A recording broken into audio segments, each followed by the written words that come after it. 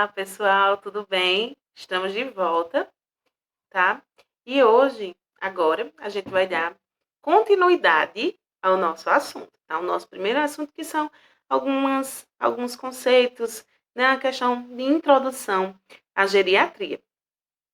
Então, pessoal, já falei do envelhecimento saudável, do envelhecimento ativo, e para a gente determinar também a questão do ser ativo na velhice, né, no desenvolvimento, né, a gente lida muito com a questão da capacidade funcional desse idoso, né, o quanto ele é capaz de realizar suas atividades de forma independente. Tá? Então, a gente vai avaliar isso também. A habilidade para a realização de atividades que permitam ao indivíduo cuidar de si próprio e viver independentemente. Ela é medida por meio de instrumentos padronizados que avaliam o desempenho do idoso nas atividades de vida diária, que a gente chama de AVD.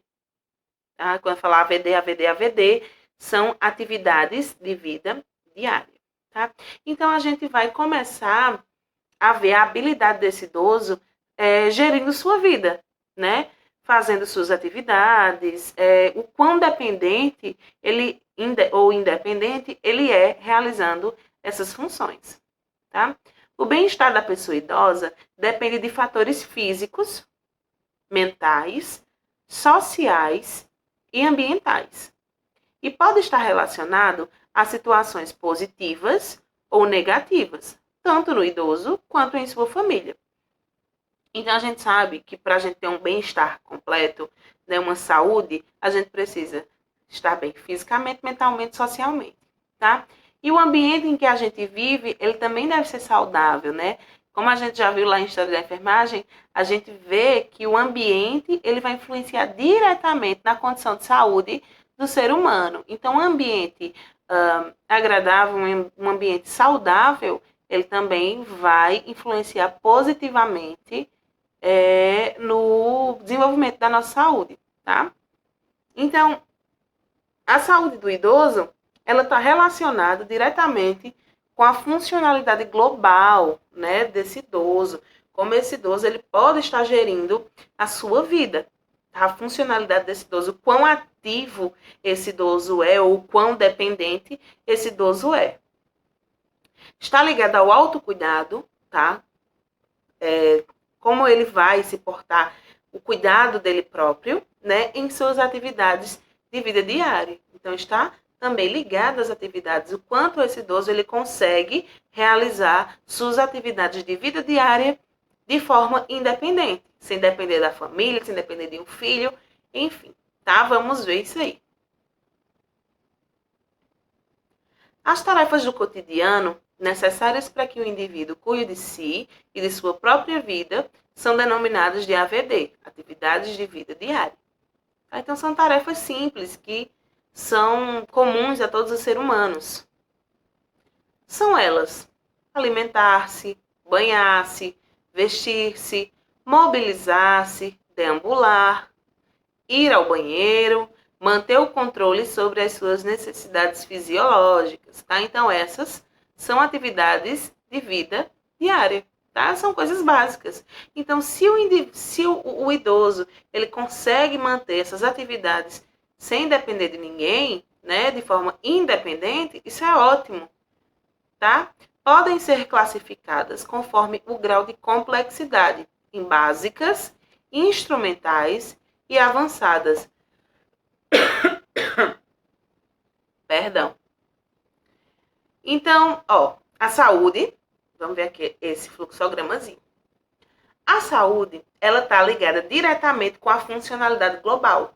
Como esse idoso ele consegue gerir sua própria vida, o quanto ele consegue realizar suas atividades de vida diária, tá? E essas atividades de vida diária, elas são divididas, tá? Ela tem uma subdivisão em básicas, instrumentais e avançadas.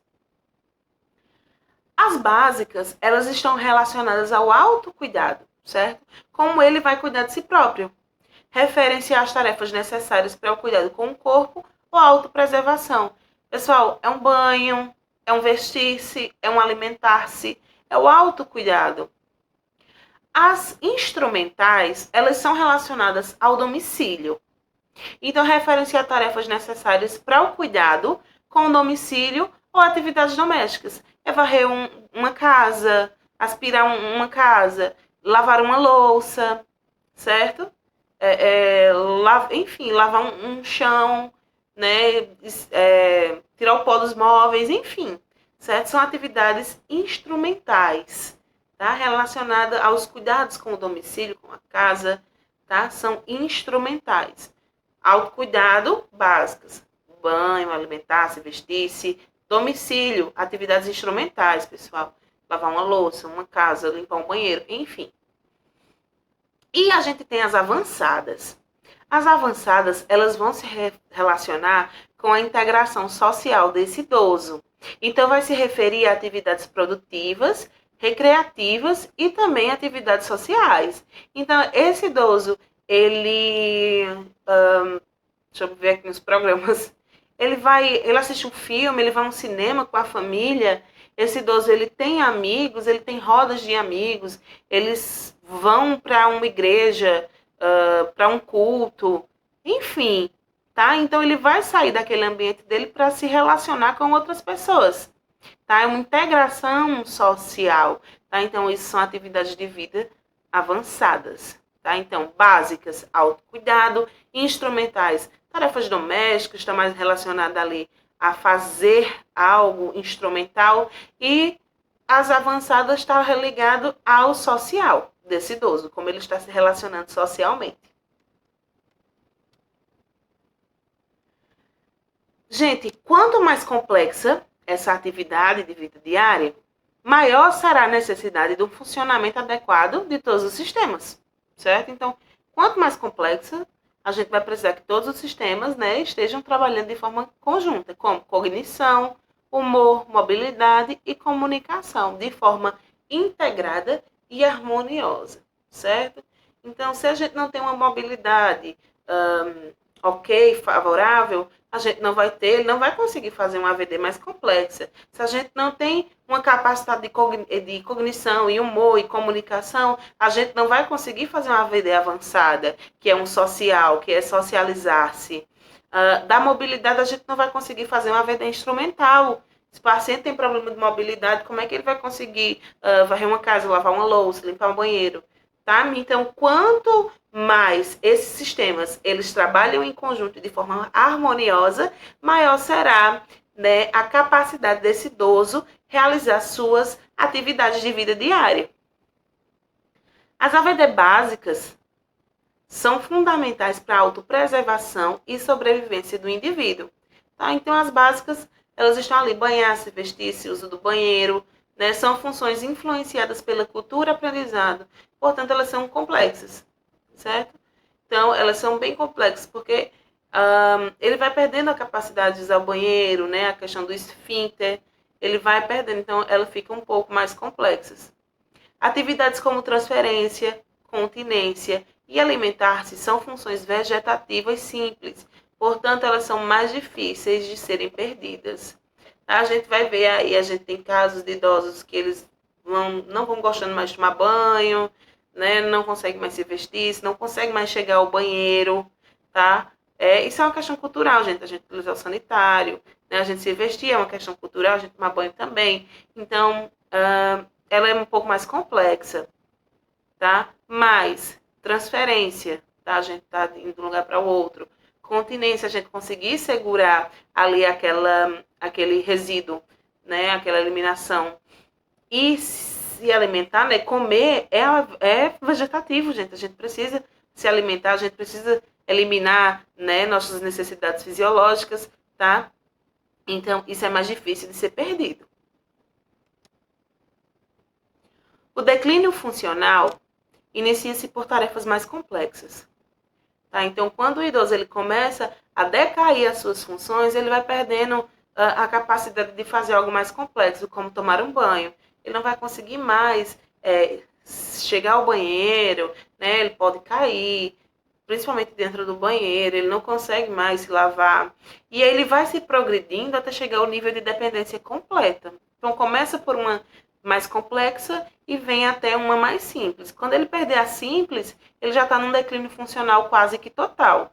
Vocês estão conseguindo compreender o raciocínio? Tá? Quando o paciente ele necessita de ajuda até para se alimentar. Então, vamos lá. Usar banheiro, se vestir é mais complexo. Então, ele vai começar a perder essa capacidade, tá? Dessas atividades mais complexas. Até chegar ao nível que ele vai perder uma atividade, tipo, até de comer. Ele não vai conseguir mais pegar numa colher e pôr na boca, mastigar e deglutir, certo? Então, ele vai perdendo da mais complexa para a mais básica, certo?